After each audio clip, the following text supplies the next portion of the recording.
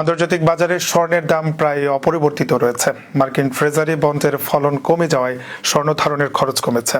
তবে যুক্তরাষ্ট্র ইরান আলোচনায় অগ্রগতির সম্ভাবনা এবং শক্তিশালী ডলারের প্রভাবে দামের ঊর্ধ্বগতি কিছুটা ভারসাম্য পেয়েছে।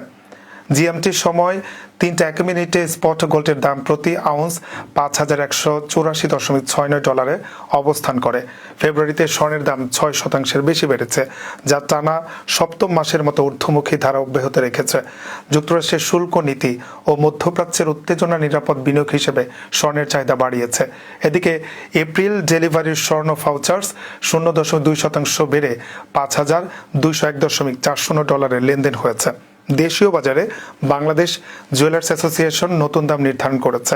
22 ক্যারেট স্বর্ণের ভরি 2,61,040 টাকা, 21 ক্যারেট 2,49,143 টাকা, 18 ক্যারেট 2,13,568 টাকা এবং সনাতন পদ্ধতির ভরি 1,74,785 টাকা।